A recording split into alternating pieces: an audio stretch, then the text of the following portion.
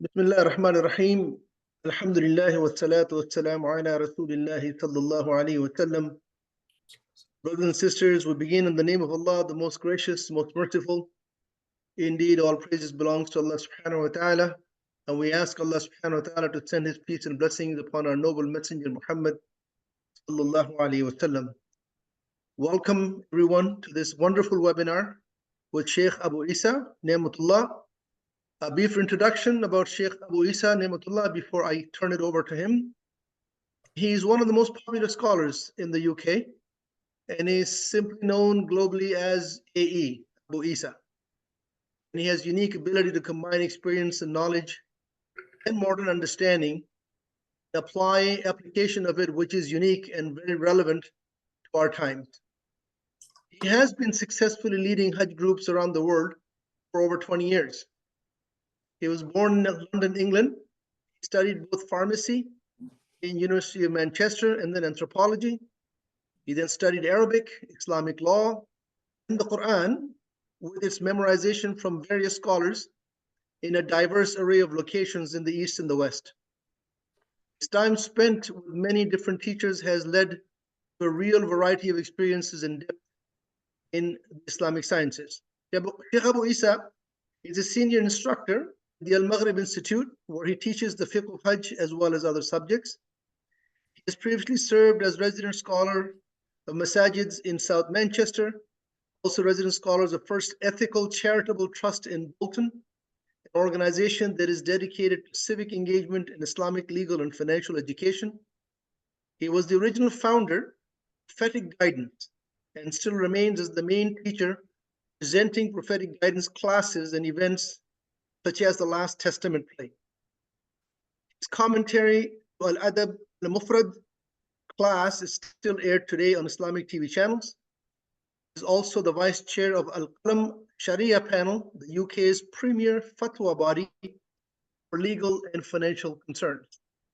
Brothers and sisters, the topic today is expectations of Almuaisim camp. You will notice that the Q&A has been turned off, and we will allow Shaykh Abu Eesa to go through his presentation, at the end of which we'll turn on the questions. Questions has to be limited to Muaisim camps, not beyond logistics or administrative, just to the camp, inshallah, and we'll do our best to answer it. Jazakumullah khair. Assalamu alaikum, brother Shaykh Abu Eesa. Please take over and explore. وعليكم السلام ورحمة الله وبركاته. بسم الله الرحمن الرحيم. الحمد لله والصلاة والسلام على رسول الله وعلى آله وصحبه ومن والاه. السلام عليكم ورحمة الله وبركاته. Everybody attending, my elders, my peers, my those who are younger than myself, and I apologize for that entirely unnecessary, huge introduction.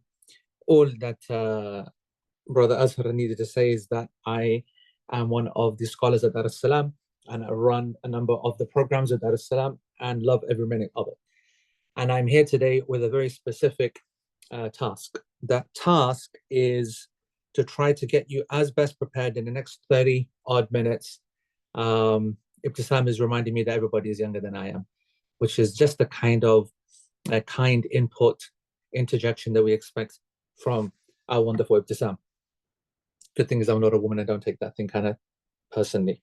The aim is in the next 20-30 minutes to set a picture of what the Muaisim experience is like, and then give you guys an opportunity to ask questions and get things off your chest, and to make sure that you have no reservations about what I think is the absolute best way to do the Hajj. But then I'd be biased. I'd be biased because I love everything about the modern day version of the Hajj. It's really important, folks, that I start by saying this. Hajj today is almost entirely an artificial construct. Okay, today I was so this year I'm not actually leading a Dar es Salaam program, but I lead many of its other programs. But this particular Hajj, you will see me there, and if you do see me, then you should recognize me from seeing me right now, and therefore please feel free to come up to me. Anything that you need, I will always be available. Whether you're with any of the Dar es Salaam programs, obviously you know that they will be with 3 different providers, and I'm with another provider just for this Hajj. But of course, you're most welcome at any time to hook me up. I want to say something which a lot of people don't realize and don't appreciate, maybe, that the Hajj today is an entirely artificial construct. What I mean by that is that a lot of the preparation and the kind of the expectation setting and the whole kind of planning is all for something which never would have happened 1400 years ago, or even 1,000 years ago, or even 100 years ago.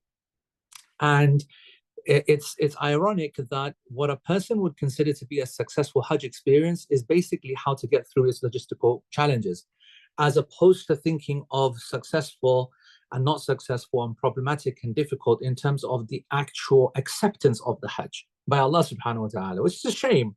It's a shame that the logistics has become so important in our hearts and minds that it's become more important than have I actually got enough dua stamina ready.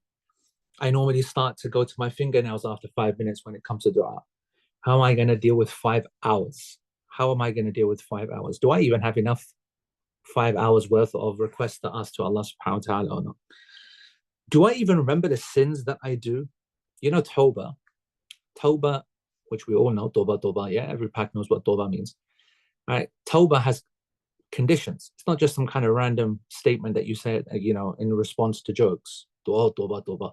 No, it's actually a real thing that no Muslim will enter Jannah without. And it is the most powerful thing. It purifies everything.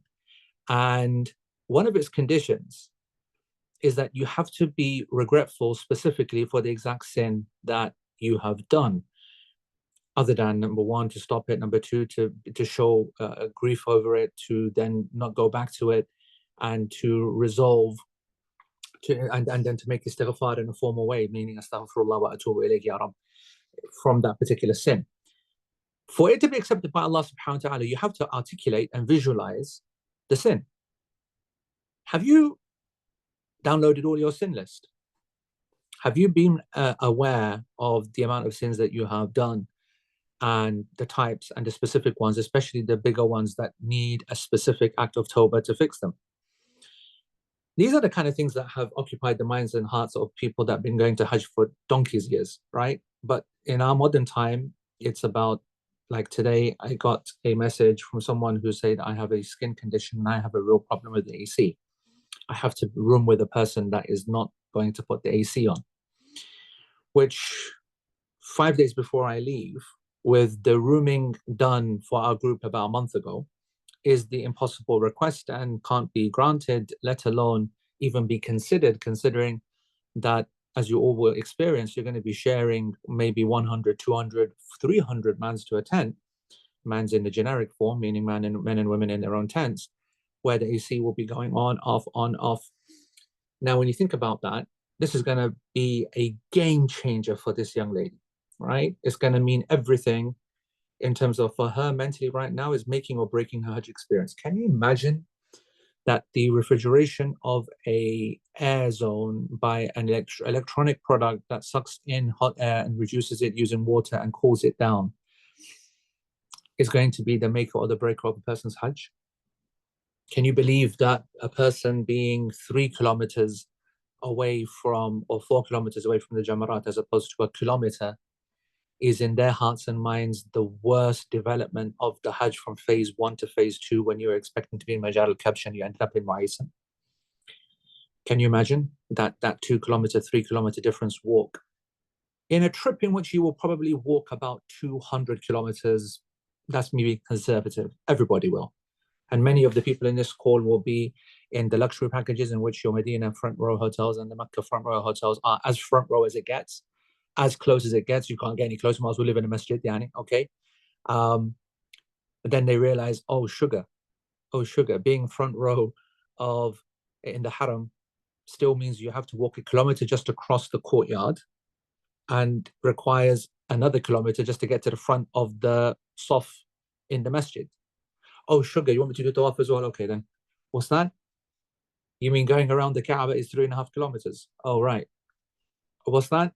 You mean every other day that I'm there and I'm doing my nafal tawafs, that's a 7 kilometer on the first floor and on the roof, just for one tawaf, 7 circumambulations. And what I want to say to you folks is that the most important lesson that you're going to learn in this particular presentation is that it's not the Muaisim expectations that you need to prepare yourself for. It's your human expectations of what a challenge should be or what a Hajj should be.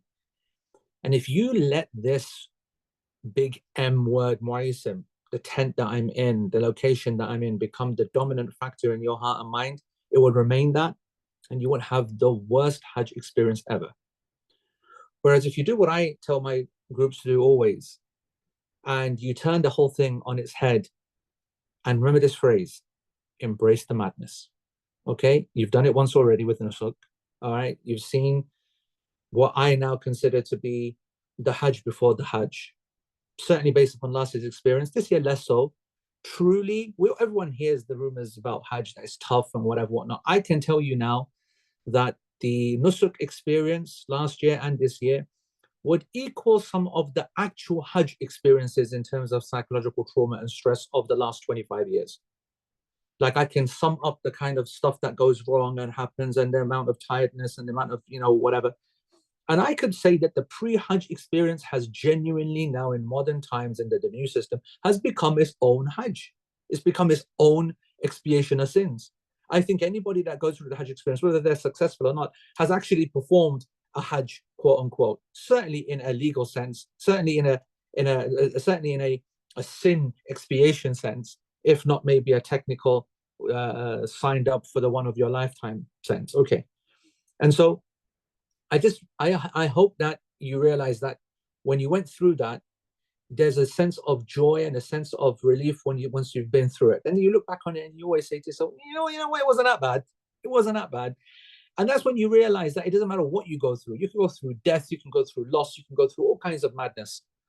But what actually gets you through it is what your mindset is. And if you're positive about the whole thing, you will get through it. And if you're not, then even a pinprick is going to destroy you. That's why the Prophet ﷺ used the pinprick, the prick of a thorn, in his example. He said, even the pinprick of a thorn is a blessing and an amazing thing for the believer.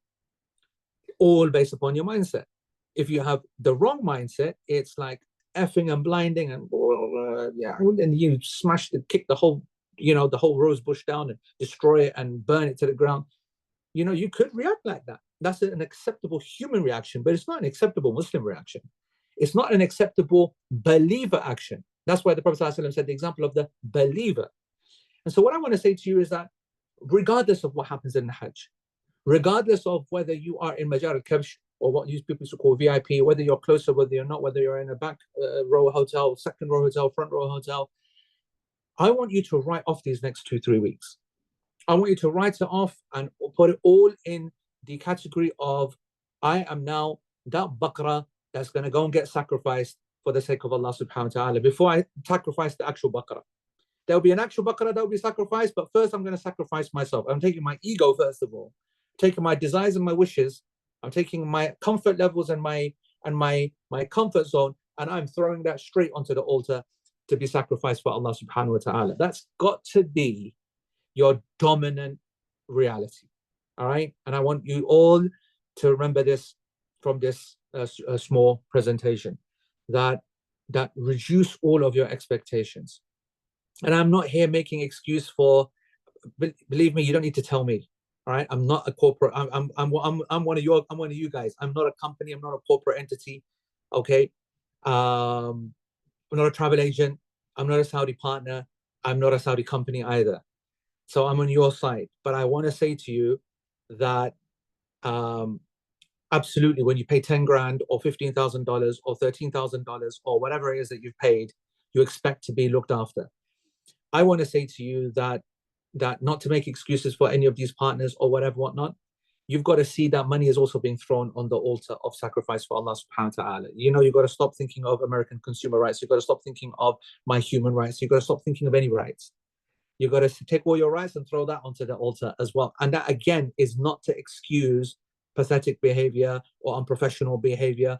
I want you to note that, and I want you to remember that, and I want you to hold them accountable in front of Allah for that. And I want you, when you come back, and there's a way to hold them financially accountable if you get done over, or you get scammed, or if you get frauded, or if you get criminally whatever done over, hook me up and I'll help you in that way. But I want you to know that difficulty, madness, craziness, heat, overcrowding, being frozen, becoming ill, other people messing up, people forgetting things, people being delayed, flights being cancelled, blah, blah, blah, blah, blah, blah. I want you to embrace it. Arms open, say, yep, I was ready for all of this. In fact, it doesn't even feel like a Hajj if it's not like that. Right. I say all that as if to build up Muaisim to be some kind of, massive mental kind of catastrophe. Let's explain to people who don't even know what that means. What is Muaisim, what's not. I don't know if this is going to work, but I'm not great on Zoom, but I'm going to try and see if I can just someone come on and tell me if you guys can see my screen. Yes, we can. Okay, great. So this is a map which kind of shows roughly what I'm speaking about here. So I want you to now just understand when you're in the haram, okay, which is right over here. Whoops, no, that's not going to work. Let me see. How do I get my pen working? How do you get the pen working? Do you have to go back to Zoom? No. As you can see, you're dealing with a proper pen doing like me. I've got no idea what he's doing. Nope, that's definitely not it. Bear with me, folks. Right. No, that didn't work. You're actually sharing your screen. That's what you're doing. Just sharing my screen, so it won't allow me to write on the screen, huh? If I've got an iPad and a pen? You're sharing what's on your screen, whatever's on your screen, right? So right now we're seeing the Jamarat. Number 5 is Grand Mosque. Number 4 is Jamarat Pillars. We're seeing all of that map, Google Map. Right. I could have sworn that when I'm teaching for Al Maghrib, I can show things and write over it. Anyway, all right, never mind. I'll just use the enlarging and non-enlarging kind of tactic as opposed to anything else. So okay, there's obviously the haram. This is the courtyard. The whiteness that you can see around it is the courtyard of the masjid, and bang in the middle is the Masjid al-Haram, and you're going to be like in the bottom corner of this, mostly in the bottom corner in terms of your hotels. Now, when some of you will be moving to a place called Azizia, and honestly, I'm actually really shocked that I can't show this on a pen and pencil. I don't know why, but if you can imagine, Azizia is basically bang in the middle of your screen right now. Okay, so don't look at the Jamarat or whatever, but in the middle of the screen, this whole area is basically Azizia. So it's a move from the masjid all the way into Azizia, which is like a holding kind of area. My favorite part of the Hajj personally, because that's when you start to get to know your Hajjaj. You start to now kind of really unpack and everything, because this is now where you're going to be eventually leaving from, or it's going to be your base from where you're going to be going to. Now, when it comes to Mina, all of this area here is Mina. You would have heard about this. All of this entire area is basically Mina. And all of the Hujjaj will stay in all of this white area that's reflecting tents. Those that get to this area here are known as the ones that are staying in Majar al-Kabsh, what used to be called VIP, which are normally more expensive purely for the reason that they are closest to the Jamarat pillars, which you can see labeled right there. And that's just being referred to right there in the middle. Okay.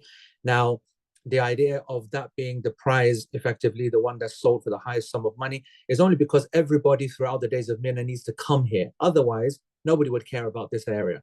The only reason is because everybody needs to come to stone there and then go back to their tent. So obviously, if you're living close to it, then you just go back and forth, takes about half an hour, and that's it. Because even though you're so close, it's so busy, you can't just step out the tent and it's there. Even that small, tiny distance takes some time and crowds and the like. Whereas all of you folks, I'm going to show you on a different diagram. If you look at the A of where Mina is and go above it, right? And now look into the middle of the page. This is where all of you guys will be. This is known as the North American tent, or the North American location, which is also where the Europeans, where also I will be. You also have some of the Turks there. You'll also have the Pakistani camp there. And this is next to the Mina hospital. So you can see that there's quite a distance between, and now when I come out now and you have a look to where Jamarat Pillars is and where the A is effectively, then you can see that there's a distance. If you look at the little kind of key on the right hand side, then you can see that that's about a 4-kilometer distance. So roughly a 4-kilometer distance, which you don't walk through the tent, through the white part, okay? You don't walk along this kind of, through there, but rather actually you walk in a tunnel that goes almost like in a U shape or an umbrella shape almost touching the green, and then coming down back around in this like a pedestrian tunnel, which is very comfortable, quite an interesting kind of a vibe and an environment. Just to finish off the Hajj, when you look at Mina, when you're in Mina, a coach will come, a bus, and on the day of Arafah, it will take you to Mount Arafah in this area right here to the right-hand side. And your tent will be somewhere in the region, in the surroundings of this. Then once you finished it on the day of the Mount of Arafah, then in the evening time, a bus will come and take you, and it will leave you here in Muzdalifah, right here in Muzdalifah. Now, I just want you to know that where in the middle of your page it says Muzdalifah, actually the entire area is Muzdalifah, not just that small dot. And I want you to imagine that if that small area is Muzdalifah, then you will appreciate that I want you to look at this line here that's cutting, the line in the middle. Well, if you were to look at that line and keep going where it starts to show the white parts, Muzdalifah has crept into this area. Therefore, technically speaking, Muzdalifah is also part of this white area that you're seeing in the middle. Why is this important? Because you suddenly realize that where you are staying is almost on the boundary of Muzdalifah, unlike those that are staying in Jamarat pillars, which is right here. Why am I mentioning this? I'm mentioning this is that because people might be looking at this situation here and seeing the distance in between the two and seeing this as a mega disadvantage. For every disadvantage, there will be an advantage. So the advantage of you being close to Muzdalifah is a massive one, which I'll explain a bit more in a minute. Now, let's see if there's a better diagram than this. Yeah, I think this is a nice one. So if we just look at now this one here.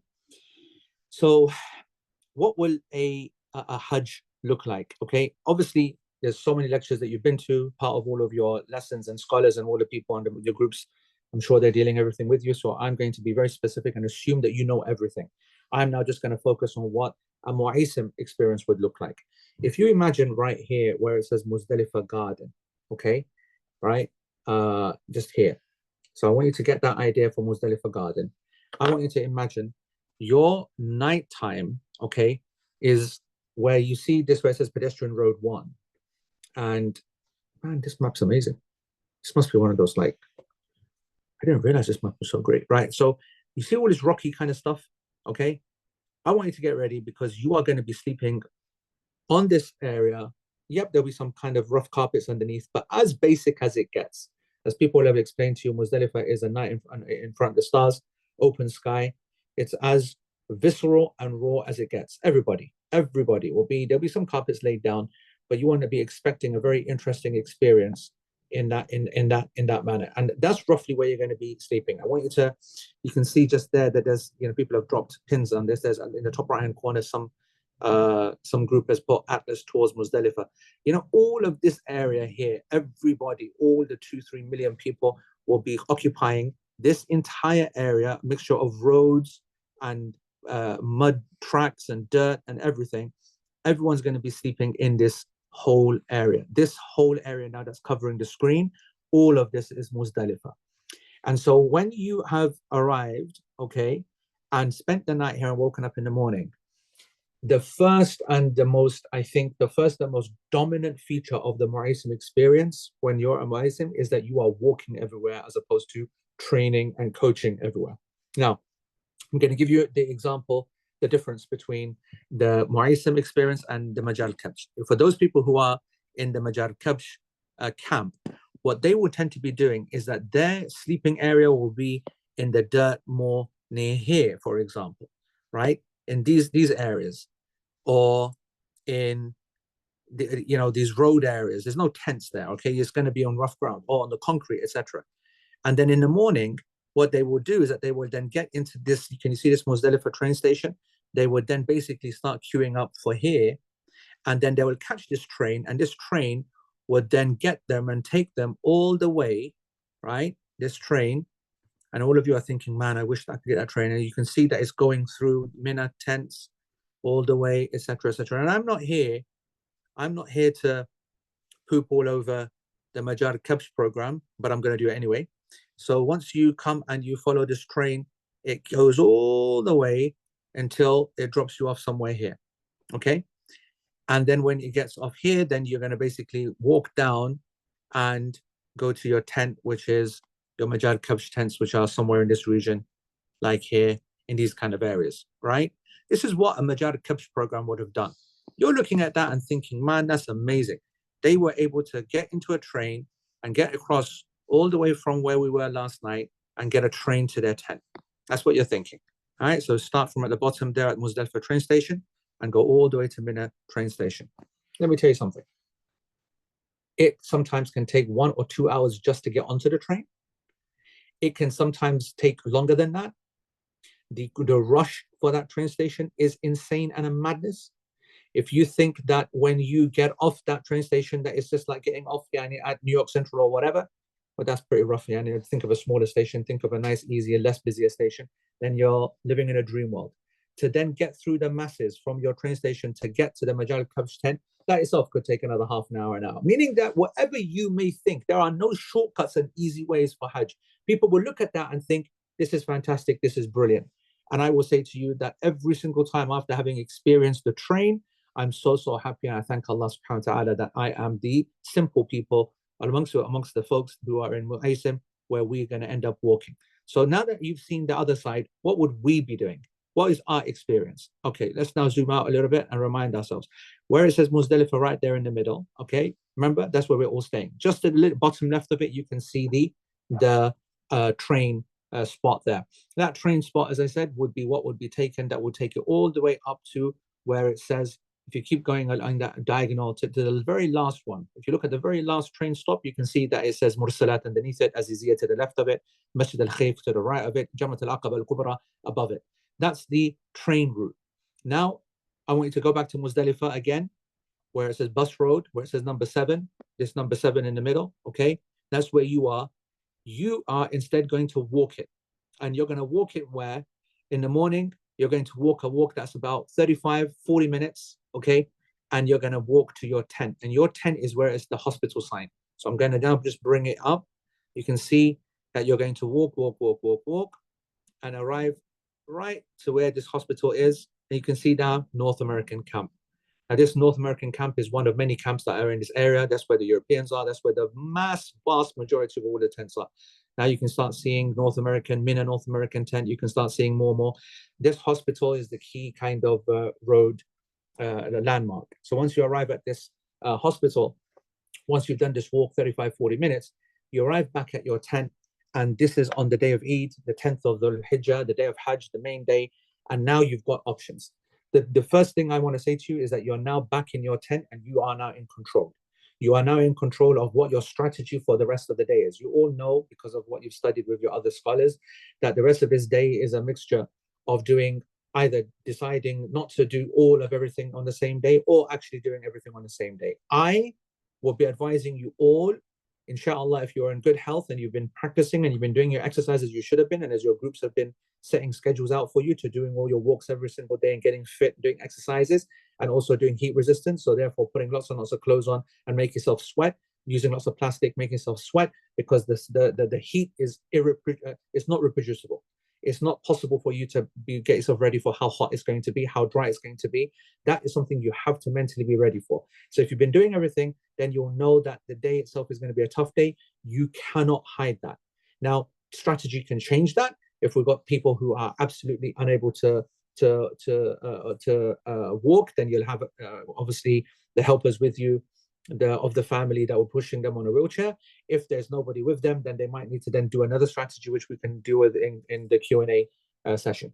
So I just want you to know that after you've woken up in Muzdalifah, 45 minutes later, you'll be back in your tent, which will be a couple of hours before anybody else in any other tent, by the way, because you're so close to Muzdalifah. This is the main number one and possibly arguably the only advantage of being in Muaisim. Yeah, and I'll take it. I'll take it because the rest of the day now you're going to see the cost of being in Muaisim. What is the cost? Once you've arrived here, now you know that I have to today, in this morning, go and stone the jamarat. Then I need to go and do the qurbani. I then need to shave my head. Then I need to then, if I want to come out of ihram, it's up to me or not, but I need to then go and do the tawaf and the sa'i of Hajj and then get back, and ideally before midnight, ideally before it's too late. I've got to do all of that in one day. Now, That is going to be daunting for a lot of people. I will tell you right now that that's approximately 40,000 steps. That's approximately 15, 20 kilometers, maybe a bit more of walking in one day. And that's a day that's after Arafah and Muzdalifah. But this is the day where legends are made. This is the day that you will talk about for the rest of your life. This is the day that you will never, ever forget. And it's a day that I encourage every single one of you to go through, to push yourself through, so that you realize and you feel that you've done a proper Hajj. And that's not me saying that you have to go through difficulty to do a Hajj. No, this is actually a very basic aspect of the Hajj. Now, I want you to appreciate that when you've arrived in the morning time, nice and early, we're talking 6, 7 o'clock, you'll be here at your Mina North American tent, in this area here. This is when you start now to make a decision. Do I now get a couple of hours sleep, get some kind of rest? Do I want to, am I one of those people that if I now lie down, I'm going to be completely then become super relaxed and now I won't be able to get up again? Or are you like me that no, once, I'm like a diesel engine. I know that you guys have petrol coming out of your ears, but diesel, the old school rest of the world, is one of these engines that takes ages to get going. But once you've put the choke in, once you've fed it with a bit of fuel, once it goes chug, chug, chug, then it doesn't stop. If it stops, it takes another half an hour to turn back on again. I'm that guy. So once I'm up, then I'm up. I'm not sitting down, I'm not lying down, I'm not doing anything. So when I come to this tent after my night at Muzdalifah, I will turn to my group, and my group will invariably all look at me and they say, "We're going with you." I say, "Yalla, bismillah, yalla, let's go." So we'll all drop everything that we've got, all the extra bags and stuff, because we've spent the night in Arafah, or we've taken a little bag with us, haven't we? We've got a little extra stuff for the night. Now we're going to drop all that off and just take our basic essentials. For example, some of you will have an accommodation in Azizia, some of you will have a hotel in Mecca. And so therefore, you're going to want to be taking your hotel key, bit of cash, but not much else, your water and stuff like that. It's traveling light. What you're going to do is that you're going to now do the walk to the Jamarat. This is a walk that you're going to be doing every day for the next 3 days. Today, and then the 11th, and then the 12th, and then possibly the 13th as well, if anybody does the Sunnah.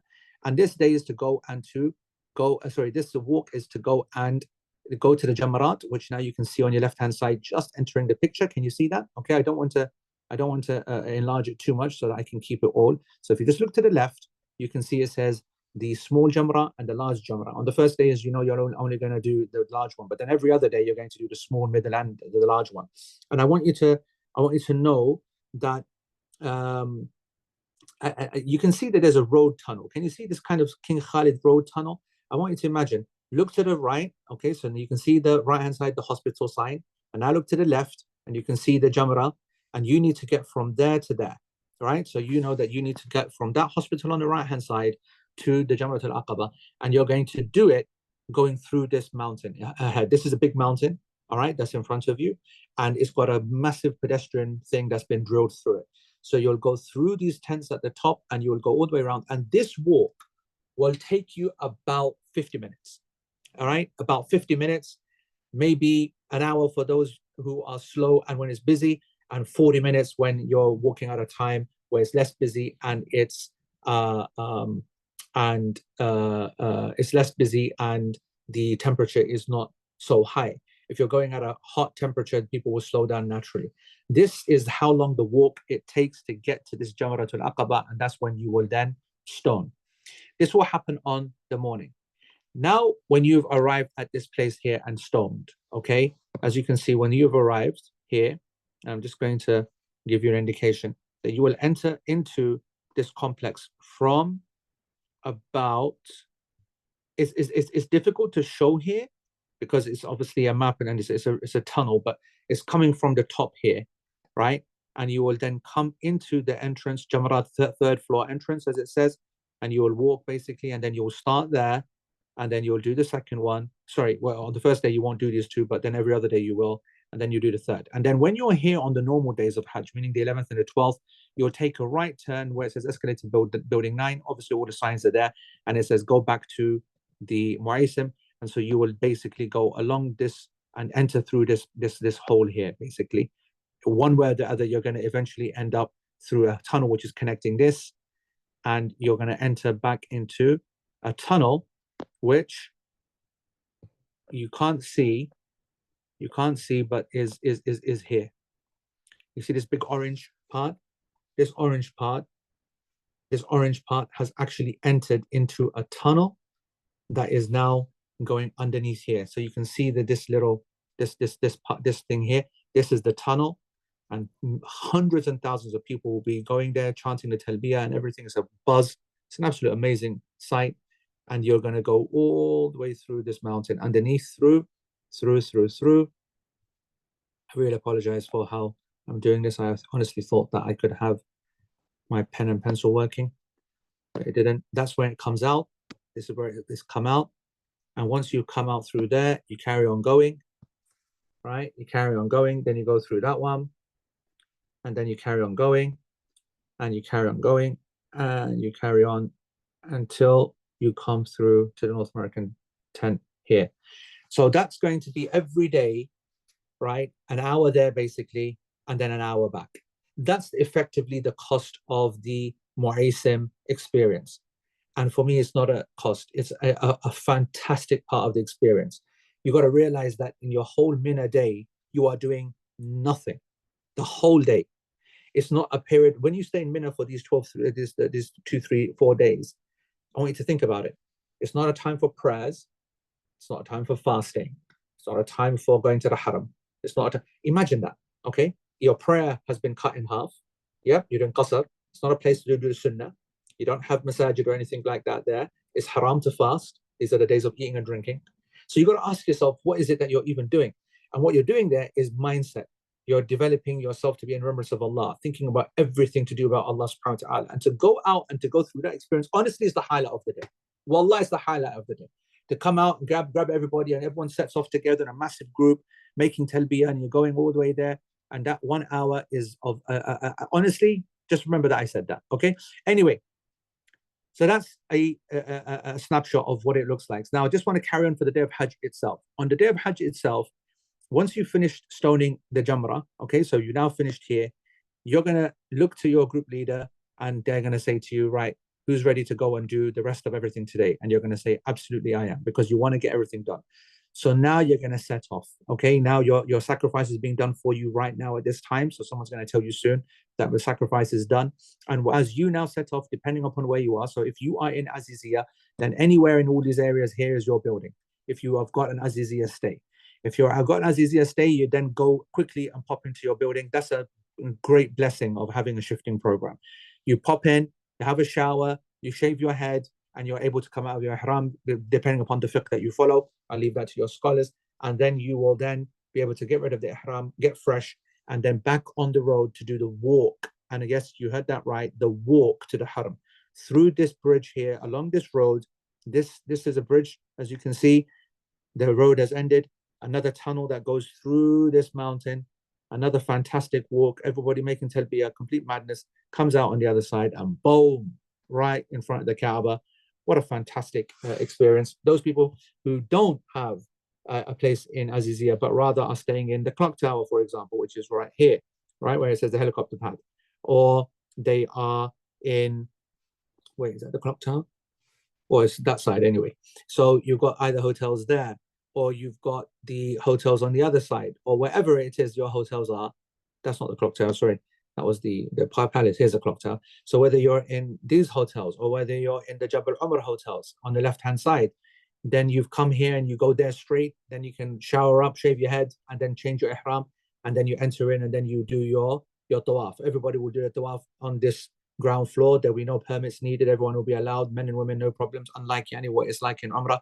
Then you'll go and do your major sa'i, which you also know, which is just there, back and forth, straight up and down 7 times, and then you're going to now come back. Now, you will see that some of your groups, and this is the last part before I start taking questions and I close on this, some of your groups will have some kind of system in place where theoretically, in places such as here, where it says the Gaza bus station, okay, right here, right, or another location that they explain to you, right, which might be here near to Shuhada Hotel, where you can see these kind of like bus station here, right? Or there's a third place, and there could be multiple other places as well, where it says bus drop off, air bus drop. They might be saying to you that there are buses that will be there that will take you at set times after you have finished your tawaf and your sa'i on that first day of Hajj, the big day, it will take you back to your tents in Mina. All right. I'm about to prepare you for something.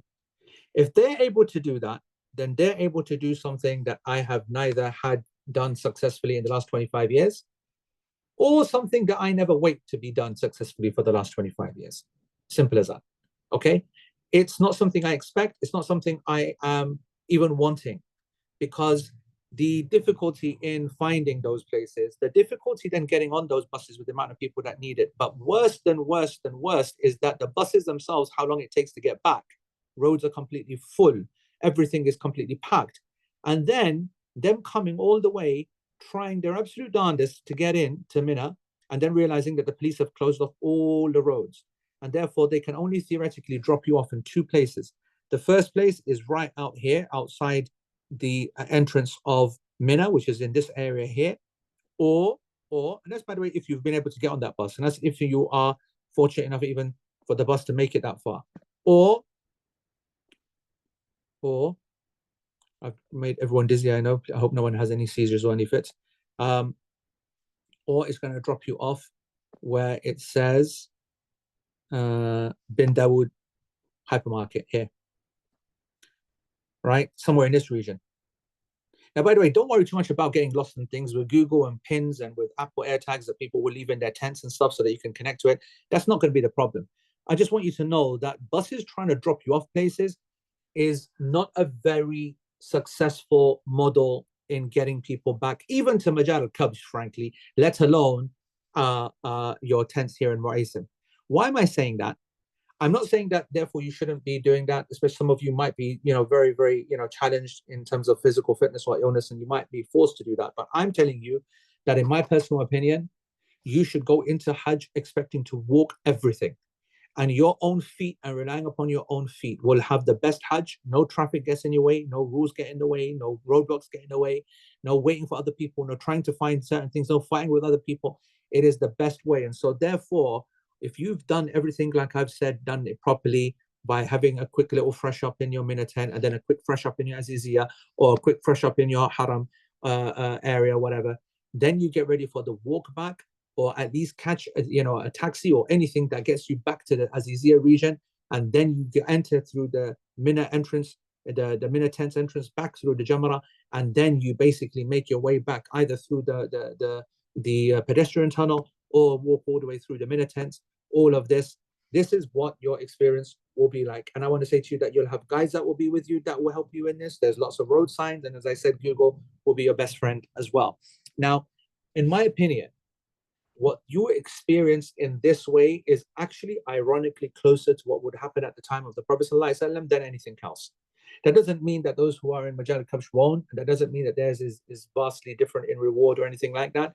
But my advice to you is to keep it, to mentally be prepared for this, and you will have the closest, because the Prophet ﷺ got back to his Mina tent before Salatul Maghrib. And some scholars really emphasize that point.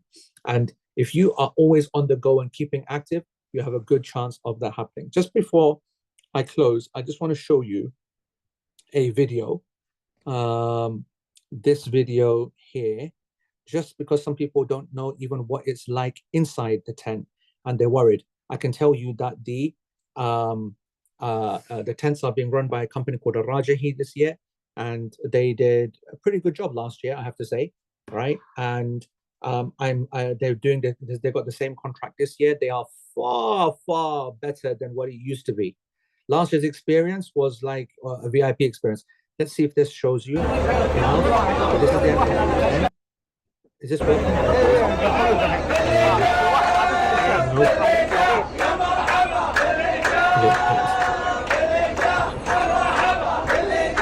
I don't think you'll get all this welcome or whatever, blah, blah, blah. Although you might find it for some stuff on everybody, because I heard the Christmas thing in my this year, so. This is what I want to say right here. So this is what I'm the tank. They've got this big grass in the bottom to kind of, there's no public at the bottom. There's nothing here, you want to see. Tent right here? Open up. It's a lot of people. Actually, this is the American. That's the Eesa. Oh, This is what it's like in Hajj. I'm staying in that section over there. Everyone is very close. Please don't come back there. Don't expect any gaps, okay? That's not a gap there. Not much space at all. What the refreshments look like. Unlimited drinks, unlimited Water. unlimited mazé like that. More water. That's what ice cream is. You have the ice cream everywhere as well. Kinds of juices as well. So let's go with. We'll go with this. Lala here has chosen it's food prepared. Barely anything. And they have things like noodles and stuff like that here. Yep, put the noodles in there. The snack. You get dinner. Come to 52M13. It's like a cafeteria system. So, like I said, this neighborhood used to be good. Now they've got their restaurant type thing. This was from last year. This, you will find at least get this. You got trays. It really is upgraded. It has less food. It's a buffet.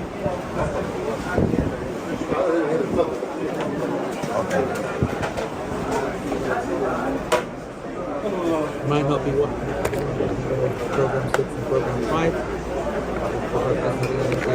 Hajj is open, clean, food, that's okay.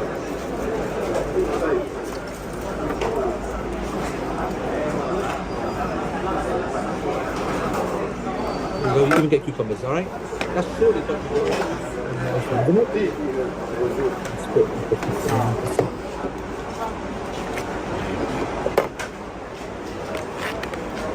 There you go, what do you want? Pasta, buddy. Pasta and barista.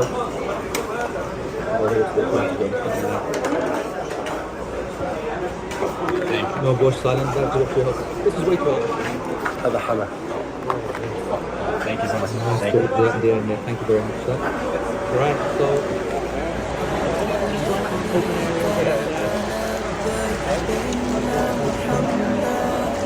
believe me, it's a lot better than what it's like. I want you to really see the point of this promotion of the podcast. So it's not as bad as you can as well. Listen, you can't, as I say, you can't nobody Just did Fajr and just sitting out here waiting for breakfast, inshallah, over here. Weather's pretty nice, alhamdulillah. Weather is pretty nice, is it? Okay. Let's just look at this one. I think this one's called the toilet. Yes. These are the wudu areas. Do the wudu here. We've got a little This is new. Last year, block again, please. Go. You wash your feet through there. Brilliant system. An old man like me. And then there's plenty of these around everywhere. Fully stocked fridge with juices. You got mango juice, guava, apple, mixed tropical, all of the fizzies, and then plenty of water. Water. Just moving shortly down the corridor. Right, he's gonna have a little peep in. And this is in every corridor as well. You got plenty of ice creams. This brother's gonna get right now. Forget this brother. Leave the brother alone, man. I want you to look into the tent. He's gonna look into the tent in a second. I want you to just look at the tent. Lala's a Told Saudi. ice creams. Test them. And then I'll come Right, there you here go. obviously because This it's is where night the time. section you look in. Can't The really night show of you the actually sleeping morning dead. show. There you go. That's everybody sleeping. All right, there you go. I don't know what that is. Right. So that's that, folks. I think that's enough. Hold on a second. Why is that still? Am I back on the screen? You're back on the screen, yes. And we've opened up the Q&A. Yes. I'm I asking was the gonna say- brothers and I was sisters going to to say, up- yep, that's it. I'm done now. Now, as you can imagine, there's lots of things that, and I just want to say, guys, that questions like about tawaf and fiqh, whatever, you got so many sessions and resources to do that, okay? And questions like, will there be transportation from Mina to the hotels, and the like, that is going to differ from package to package. But so I can't give specific questions, but let me answer questions in general. So the question about transportation from Mina to hotels, there will probably be attempts from the groups to put that back on, okay? To put that on. I would be advising all of you to not assume or to depend upon it at all. Even if you have relatives that are weaker, for them to be pushed, if it's easy for you to do that in a wheelchair, is going to be easier. Getting private, meaning taxis and the like, also the roads are rammed. So even getting onto a bus or to a taxi you could be stuck on it for 2 hours. It's chock-a-block, right? You can imagine there's only 1 or 2 routes in, and there's millions of people. And pedestrians will always get the priority, and the cars can't go anywhere. And you'll just realize at that time, subhanAllah, the blessing of being able to walk. Okay. How long is the walk back to the haram? So the walk back to the haram from the Jamarat in total, if you were to not stop in Aziziyah, you could do it in about an hour and 15 minutes. Okay.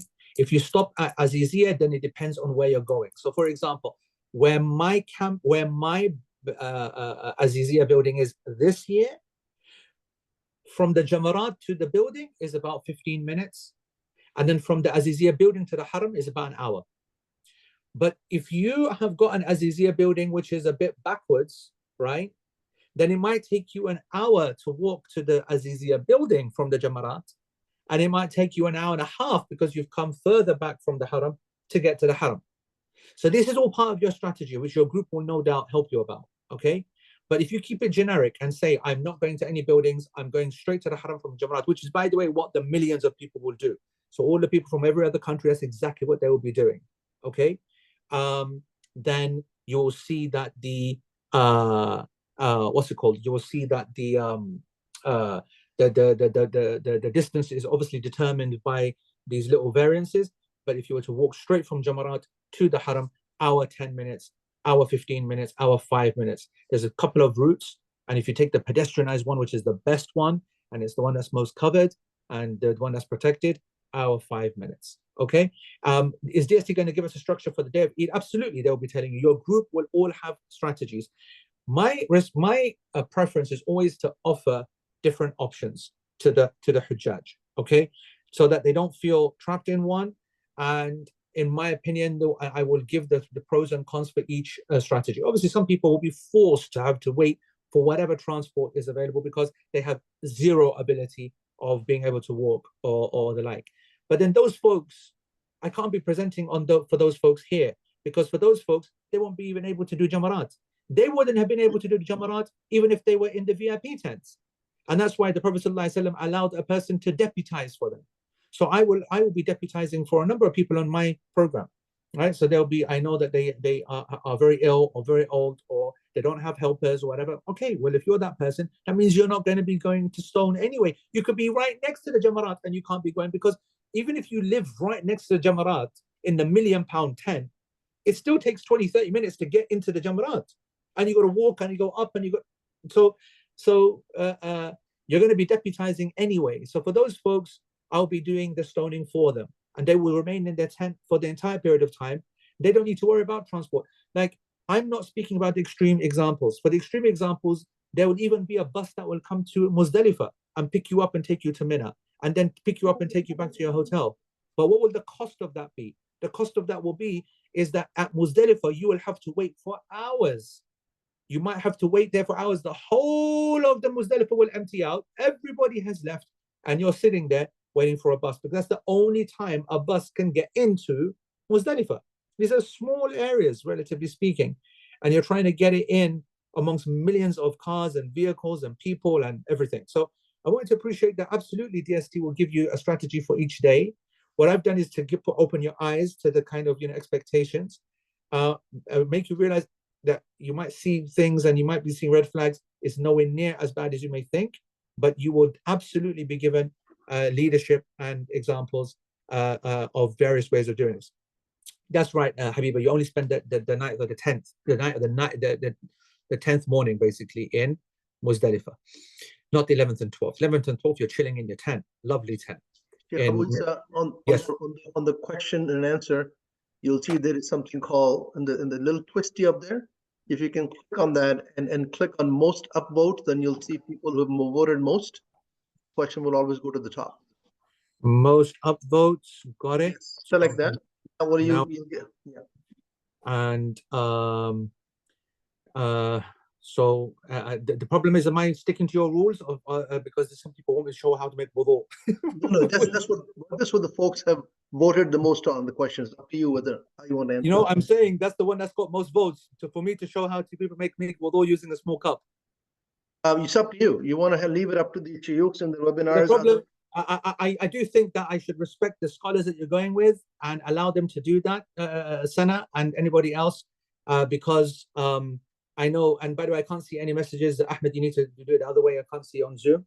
But anyway, there is a video of me showing this on YouTube. If you type in Al-Maghrib and Wudu and Salah, Fiqh Salah, Abu Eesa, there's a video that shows me making the, I think, or the logical progression. If you go to logical progression, the logical progression portal. So if you type logical progression Abu Eesa into Google and you join it, then people will show you the videos. They will actually give you the videos when you join the chat group of me doing all of this for you. So I hope that answers that question. The next, by the way, guys, really important that everybody hears what I'm about to say. Any ultimate decisions, part of the strategy that people tell you, right, with respect to transport, with respect to that transportation has been put on or not, that a bus is able to be found here or not, is not a Dar es Salaam decision, and it's not a Dar es Salaam plan. It could be a Dar es Salaam intention, but it's the service providers themselves. And when we say service providers, we're talking about the Saudi companies that are involved in this. So we're talking about Al-Rajihi, Sira, Abdul Latif Jamil, Rawaf Mina, Al-Ithra Al-Khair, Al-Bayt. These big companies that are doing the Hajj, it is their responsibility and it's their ultimate decision. And in fairness to them as well, they are working under quite stringent restrictions from the Saudi authorities as well, the Hajj ministry. So a combination of these two have basically left us and the Dar es Salaams and the smaller groups with our hands tied.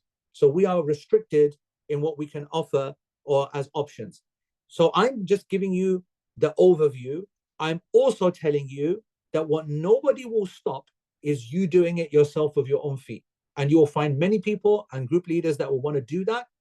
And when it comes to those which try to make it easier in terms of putting buses on and putting transportation on and the like, then if it can be put on, then the option is there. Not a fan of it, but I want you to know that it being offered or not being offered is not a Dar es Salaam thing. That will be entirely in the hands of the actual service provider. That's very, very important. Okay, Muhammad Sadiq's one has been most upvoted. Do you suggest we can walk to Muzdalifah from Arafah and any other walks we can take if physically fit? No. Okay, and you know that I'm the guy who's always about walking and always promoting that. Absolutely, I do not advise that.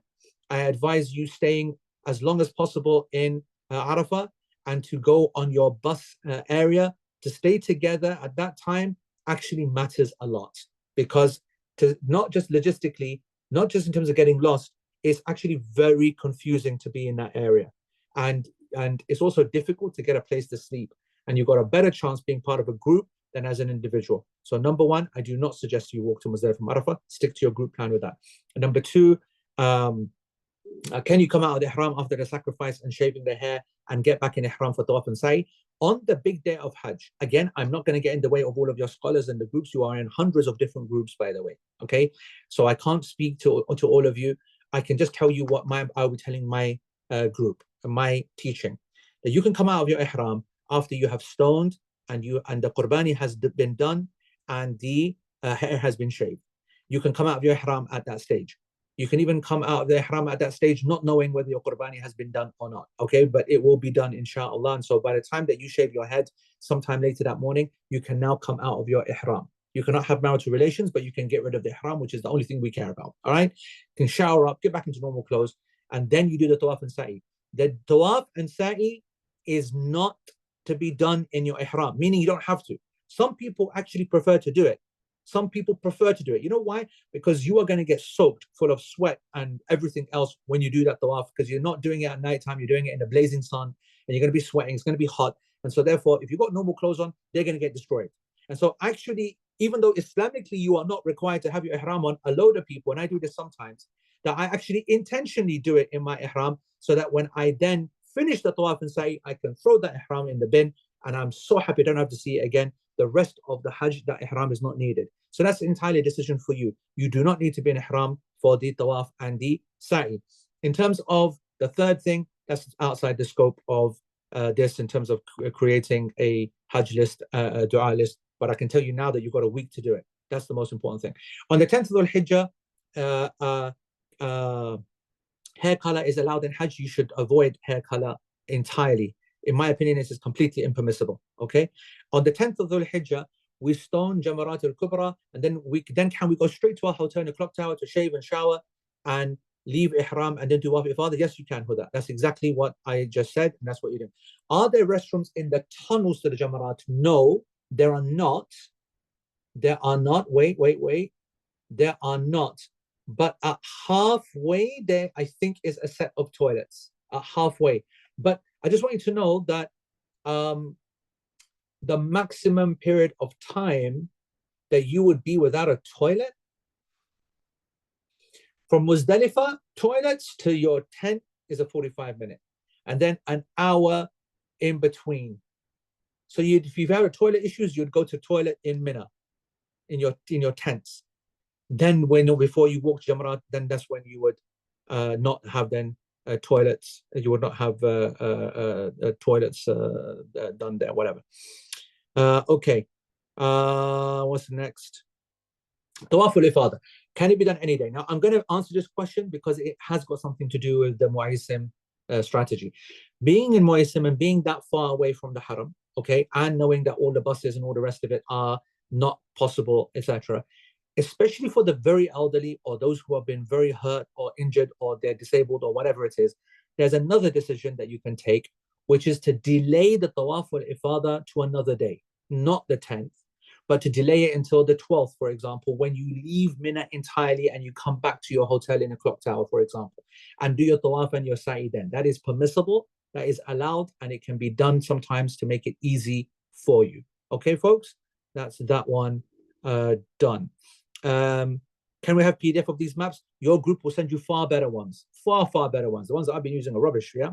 So you'll get that. You can ask that in your group, no problem.